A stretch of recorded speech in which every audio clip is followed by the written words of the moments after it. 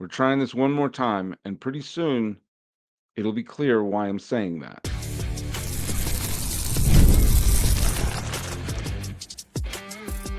You are Locked On MLB, your daily MLB podcast, part of the Locked On Podcast Network, your team every day. Hello, baseball fans. Welcome to Locked On MLB, part of the Locked On Podcast Network, where it's your team every day. This is the daily podcast. We talk about all of Major League Baseball.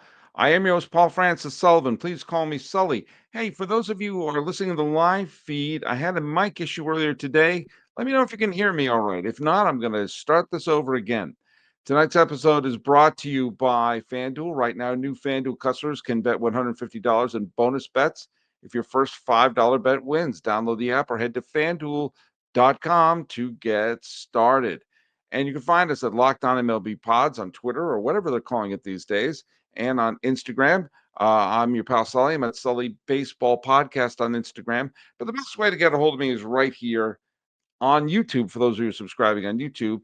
And if you're listening every day and you want to put a post down or a comment, use that hashtag EverydaySully. Let me go through. There are two bits of business we're going to go through. First of all, let's answer the trivia question. The trivia question was, what Marlin player has played the most games as a Marlin who is currently in the Baseball Hall of Fame? Not a lot of Marlins are in the Baseball Hall of Fame. So, yeah, like that's my question. Which player currently who has been voted into the Hall of Fame has played the most games as a Marlin? I got a bunch of people saying Mike Piazza. Mike Piazza was only there for about a week. Um, uh, what Ken Mitchell High FI says, I'm going to go with the one that said the greatest closer of all time, Trevor Hoffman. Trevor Hoffman did indeed start his career with the Marlins, but nope, the answer is not that. Nor was it Andre Dawson. A couple of people posted Andre Dawson. Big John 08865 says Pudge Rodriguez, who played one season with the Marlins and had a wonderful year leading him to the World Series title. That's not the correct answer either. Adam Scott Bristol said Fred McGriff. No, Adam Scott Bristol. Actually, Fred McGriff is tied with me for a number of games played with the Marlins, which is, in case you're wondering, is 0. Scott Hushmeister got it correct. The Marlin Hall of Fame with the most games as a Marlin is Ichiro. From 2015 to 2017, he was an everyday player for the Miami Marlins. So he played 432 games as a Marlin, the most. So when you think Marlins, you think Ichiro Suzuki. There's another fun little trivia thing going on about today's show. Full disclosure, I did not have a very good day today. I'm a little under the weather. And I'm still not feeling 100% right now. So I'm doing this one live and trying to see if, how do I say this delicately? I don't do a impersonation of Linda Blair in The Exorcist before this is over. I'm going to try to get this in, and I'm trying not to throw up live while doing a show. All right. A few months ago, I went to MLB.com and wrote down their list of top 50 free agents that were going into this year's offseason. And I made my prediction of where each one of them are going to go. And I did a show. I listed all 50. And I was curious to see how well I would do, how many I would get right. Gotta be honest with you, folks. You're gonna have to find out later. I don't think I'm gonna make it. So follow us at Locked On MLB Pods on Twitter or whatever they're gonna call it, and on Instagram. I'm your pal Sully. I'm at Sully Baseball on Twitter, Sully Baseball Podcast on Instagram. Cutting the show short because yeah, I gotta go. Okay, so that happened. I've done thousands of episodes, and I've never had to pause one to vomit.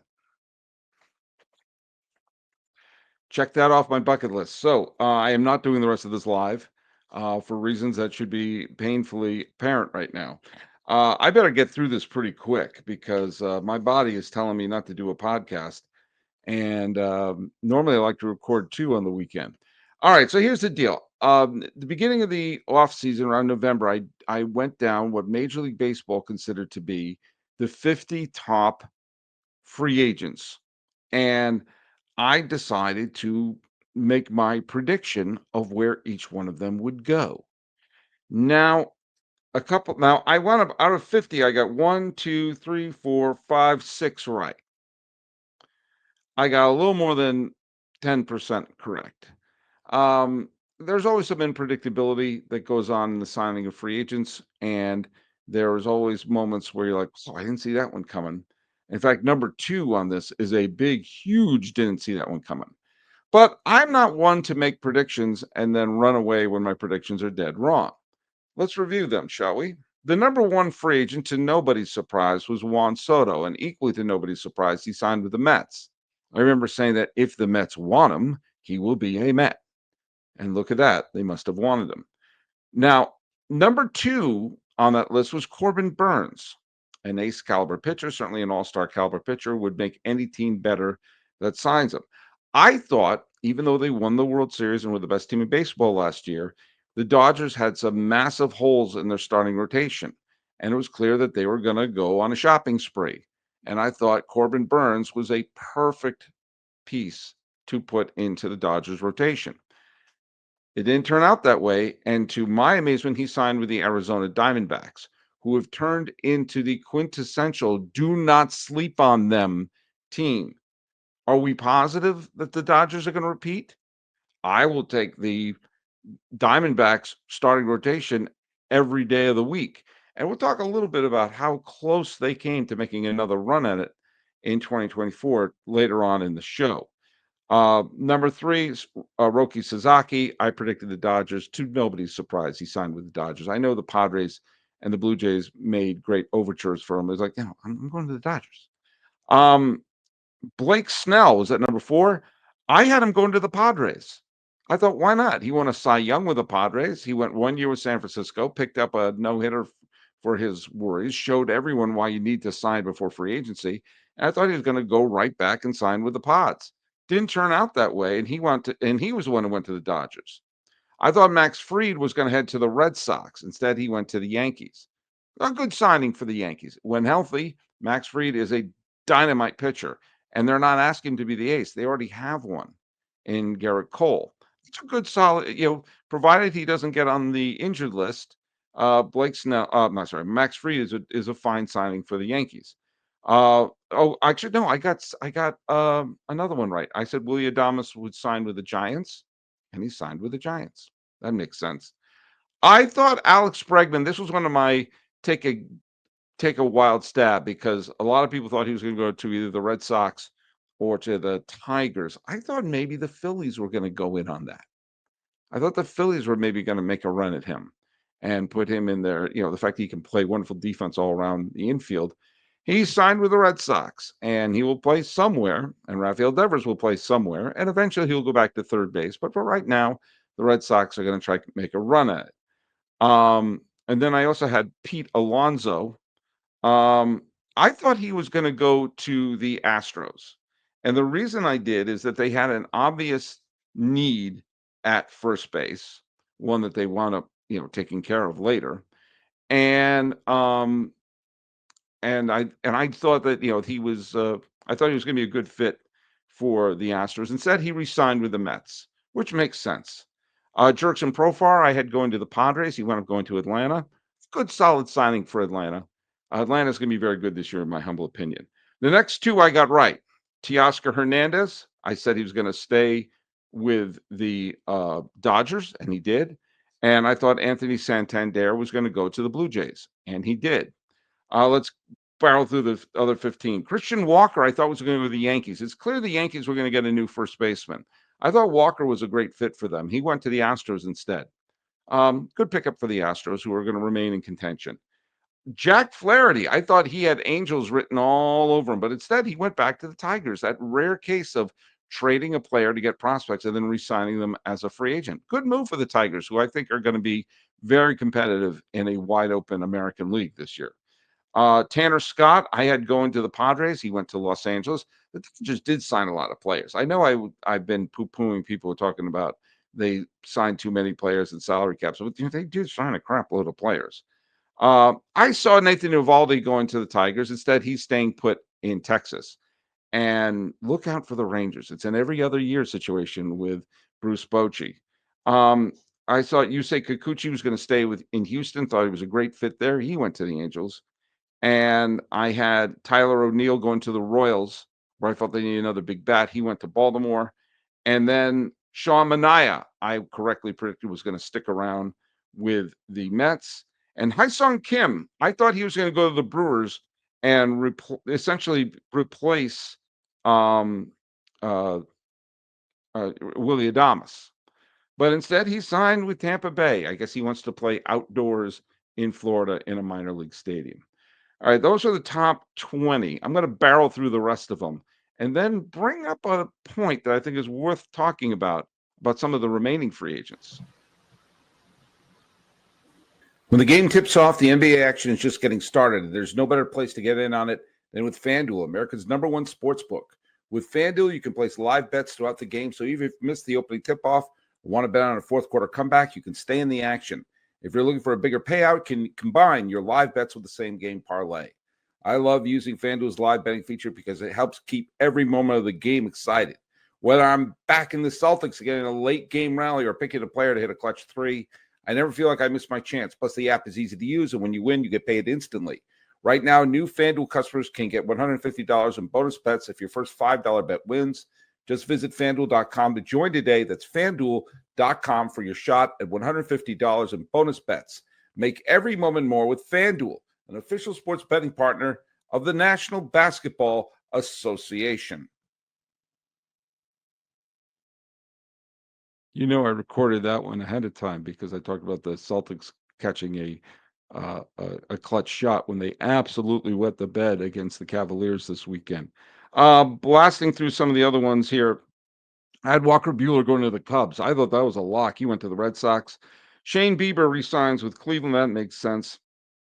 The one that stunned me was Luis Severino. But, of course, the A's had to sign somebody. Otherwise, they were going to get sued. So he's going to play in Sacramento. Good luck, Luis. I thought he was going to go back to the Yankees. Jock Peterson, I thought was Nationals bound, but nope. Off he goes to Texas. Paul Goldschmidt turned out to be the new first baseman for the Yankees to fill in the Anthony Rizzo hole. I thought he was going to go back to the Diamondbacks. I thought they were going to lose Christian Walker, but they could say, "Hey, Paul, come back. We're a contender now. You had your nice little vacation in St. Louis, but now you want to play in a World Series winner. We have a better chance here." But he's going to the Yankees. We're going to see what happens there. Former Yankee Alex Verdugo, I said going to the Pirates. He hasn't signed yet. Keep that in mind. Max Scherzer, I thought was going to go back to the Tigers. He went to the Blue Jays. Jeff Hoffman, I thought was going to sign with Boston. He also went to the Blue Jays. Blake Trinan, I thought was going to sign with the Angels because they love to get players who already won and aren't going to win again. But he returned to the Dodgers because he figured, why not? I'll pick up another ring. Matthew Boyd, I thought was going to go to Cleveland. He went to the Cubbies. Carlos Estevez surprised me. I thought he was going to sign with Philadelphia, but he went to KC. I like that signing for KC. I don't like this signing. The Aroldis Chapman, I thought was going to go to the Rays. He went to the Red Sox. I think three letters that you're going to hear with Aroldis Chapman at some point this year are DFA. I also thought Justin Verlander I thought the Tigers were going to pick up a bunch of veteran World Series champion pitchers. And I thought Verlander was going to have a reunion in Detroit. The last thing he needed to do the last thing on his to-do list is win a title in Detroit. But he went to the Giants. JD Martinez seems to be spending a lot of time playing pickleball or something. He hasn't signed yet. He did not have a very good year with the Mets last year, but he has a baseball IQ off the charts. So, the fact that he doesn't play a position kind of hurts his value, I guess. But keep that in mind. I thought AJ Minter was going to return to the Braves. He went to the Mets. Andrew Heaney, I thought was going to be a Brewer. He went to the Pirates. Clay Holmes, I thought was KC bound. He stayed in New York, but with the Mets. Kyle Higashioka, I thought was going to stay with the Padres. He went to Texas. Kirby Yates, I thought he was Philadelphia bound, but nope, he went to the Dodgers. A lot of new Dodgers. Tommy Kahnle, I thought was going to re-sign with the Yankees. I thought he was a good fit with New York, so naturally he went to the Tigers. Kenley Jansen, I thought was going to sign with the White Sox, where they could at least put if they happen to have a lead, they know they can get a save. But the Angels said, hey, wait a minute, is he a breaking down former champion? We'll give him a contract.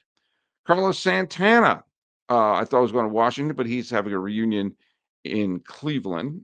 Max Kepler, I thought was going to go to the Giants, but he went to the Phillies. Then there's Michael Conforto. I thought he was going to go to the Padres. He went to LA. Jesse Winker, I thought was going to sign with the Yankees. He stayed with the Mets. And Yohan Moncada, again, his best days are behind him. So naturally, he signed with the Angels. I thought the Giants would give him a shot. Meanwhile, I said David Robertson was going to the Rangers. Jose Quintana was going to sign with the Royals. And Spencer Turnbull was going to sign with the Twins. And Lance Lynn was going to sign with the Orioles. As of this recording, and after I threw up, I will tell you that none of those players are signed. It's now March. Games start in March. And what we learned from the Blake Snell signing last year is you need spring training. You need to get into the rhythm of stuff. And if I were a team that is on the bubble, that maybe, with a extra player here, an extra player there, could be the difference between being a wild card team and not. I would say something like, here, to Verdugo, but especially for the pitchers, David Robertson, Jose Quintana, Spencer Turnbull, Lance Lynn. Here's a 1-year, let's say $2.5 million contract, which as a public school teacher, I would gladly take. No, but I understand the supply and demand is different. I can't, my best fastball tops off at 70. So if I were a team that is thinking, God, we're probably going to be a mid to low 80 win team, but if we add a couple more major leaguers here or there, we might be a tiny bit different. I would just say, make it public. Here you go. This is what we're offering. You can play baseball, a major league, and a guaranteed contract. You can play Major League Baseball this year and make over $1 million. Maybe, to get their 2 commas in the check, and come sign with us and give it a go.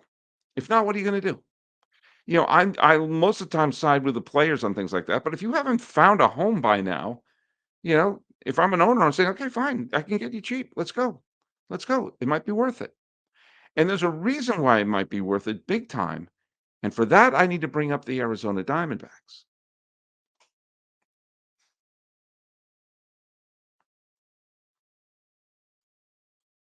When people think about the 2023 Arizona Diamondbacks, they're going to remember a scrappy, gutty team that wound up stunning a superior but banged up Dodger team and absolutely startling a defending National League champion Philadelphia Phillies, who for the first few games looked like they could score at will, and brought them back home to Philadelphia, where everybody thought it was just a coronation and back-to-back pennants for the Phillies, and went on to the World Series.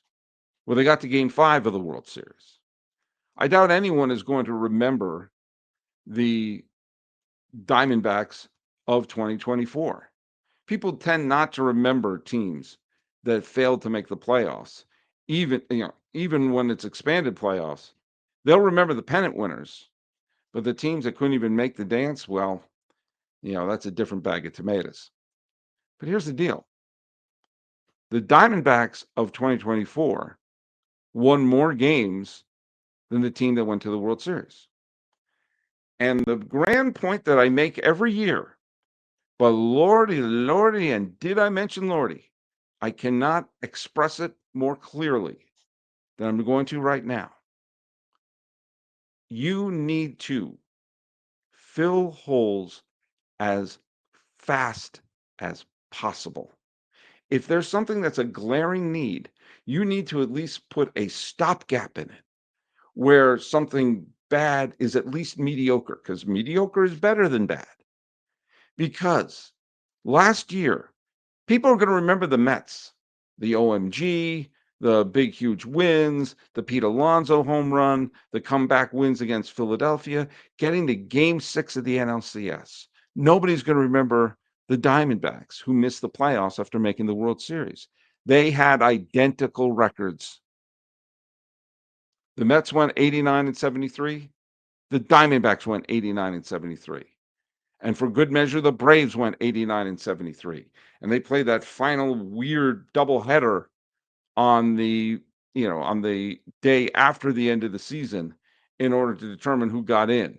And it turned out to be Atlanta, who got, I bet you forgot they were in the playoffs because they got swept. And I think it was by San Diego. Yeah, it was by San Diego. And then, yes, because the Mets wound up beating Milwaukee in that dramatic series with the Pete Alonso homer. And the Diamondbacks with 89 wins, that's a good record, and a better record than the team that won the pennant in 2023. That was an 84-win team. Missed the playoffs altogether. And when you took a look at the fact that they didn't get a good year, obviously, out of Jordan Montgomery, but they still had decent pitching. Ryan Nelson, Zach Gallen, Brandon Pfaadt, you know, they had a decent, they had an okay bullpen, but the bullpen was not very reliable. But think about this for a second. One win here or there, just one damn win here, one damn win there. And the Diamondbacks have 90 wins. And we're not even talking about this. They're in the playoffs. They're in the playoffs, and they probably would have played, I think they would have played San Diego. I don't know, or maybe they would have played Milwaukee. I don't know, neither do you. But if at one point there was something dragging the team down, bullpen issue, a hole in the lineup, an unreliable starter. If Jordan Montgomery was mediocre, they're making the playoffs. If there's a glaring hole, fix it soon. I'm not saying the big, huge fix, but mediocre is better than bad. If someone's not working, change it as quick as you can. If you got to bring someone up from the farm, or as I've said, do you think David Robertson could help you? Do you think Jose Quintana could help you? Do you think Spencer Turnbull could help you? Do you think Lance Lynn? I'm not saying any one of those people are the second coming of Greg Maddux, but maybe if they're under contract and if some of them are injured right now, they come back by the second half or whatever. Fix the stuff now. Fix it early and pick up those little wins there. Every team, with the exception, I was about to say something. Every team's going to win 50 games. Last year's White Sox notwithstanding. Every team's going to lose 50 games. There's 100 right there. There's 50 games every year which you go, not our night. 50 games a year, you go, yeah, we got them today.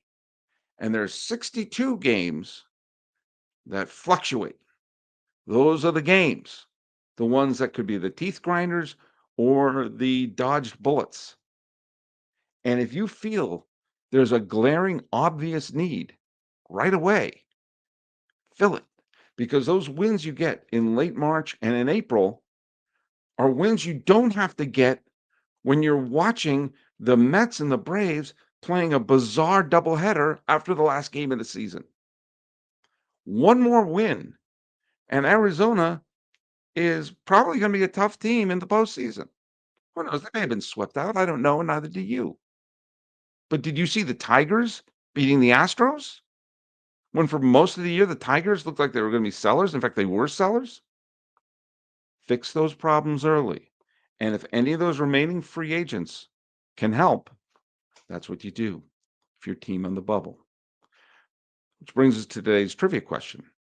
The 2004 Red Sox, when they won the World Series, people talk about Manny and Ortiz. They talk about the Dave Roberts stolen base, and they talk about the Beards and the idiots and breaking the curse and everything. The main reason they finally won a World Series is they figured out the name of the game is pitching. And they brought up they brought in Keith Folk, they brought in Kurt Schilling. They had a tremendous bullpen, and they had a super solid starting rotation where the combination of Pedro Martinez, Kurt Schilling, Tim Wakefield, Bronson Arroyo, and Derek Lowe, that starting five, started all but 5 games the entire season. There was only 5 games in the entire 2004 season where the Red Sox didn't put one of those pitchers on the mound to start. Schilling, Martinez, Arroyo, Wakefield, and Lowe. Only one other pitcher on that year's team, that year's Red Sox team, started more than 1 game. Who is the only pitcher other than Lowe, Arroyo, Wakefield, Schilling, or Martinez on the 2004 Red Sox to have multiple starts? That's your trivia question. And put it right down here. Follow us at Locked On MLB Pods on Twitter, wherever they're calling it now. Same handle on Instagram. I'm your pal Sully. I'm at Sully Baseball Podcast on Instagram. And please leave your comments here. And if you're following us every day, make sure you put that hashtag everyday Sully. I made it. Throwing up the best stuff you're gonna see in all of baseball. Sadly, today, that was literal. This has been Locked On MLB. I am your host, Paul Francis Sullivan. Please call me Sully. Blech.